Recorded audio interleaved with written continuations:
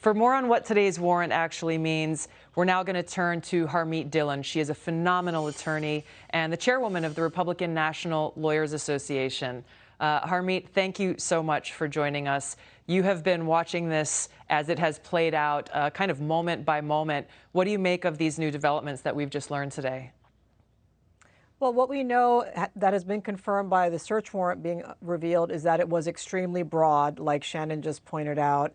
And what we don't know, and what everybody wants to know, is what was the justification presented to a federal judge to take this extraordinary step on the part of the United States Department of Justice. And so, generally speaking, that search warrant affidavit or affidavits are not unsealed until there's an indictment. And even then, if there are national security implications, they could be restricted to the target of that subpoena and or the search warrant rather, and his attorneys. And so it's going to be a while probably before we see that. And I suspect that the Department of Justice is not keen to reveal exactly why they took this step. But what we can also say is that a federal magistrate judge does have the ability, and in fact, I think the duty, to cut back on a subpoena that seems overbroad for the circumstances. Now, in reality, they often just rubber stamp them. That's a real problem in our judicial system, and I think that's what happened here.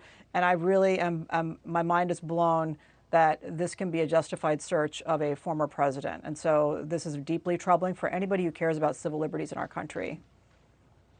I couldn't agree more. Has there been any discussion or what possible steps could be taken to explore any potential conflict of interest, given this specific judge who approved this warrant, given his previous political contributions and kind of political leanings? Well, just about every judge these days has some political leanings or contributions. That itself is not a problem, but this specific judge has made specific negative remarks about President Trump, and I think they rise to the level of recusal. But at this point, after the judge has already issued this ex parte search warrant, which is how it goes, there's really nothing that can be done to unwind that specifically. But a party who believes that a search warrant has been executed unlawfully or it is overbroad or what have you can make certain motions in the criminal system. There's Rule 4 and there's some other moves that can be made to get the return of this evidence. But there are many fishy things about this. So we'll see, including the fact that the government apparently was given access to these documents in June, and their request to the former president was to put a padlock on the room, and everybody went away and thought that this was all under control on the Trump side.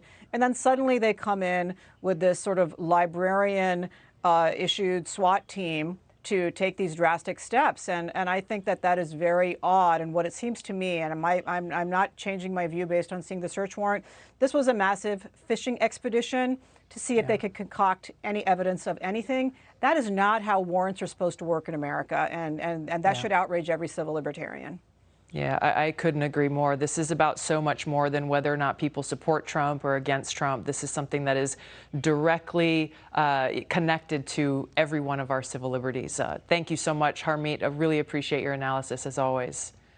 Thank you.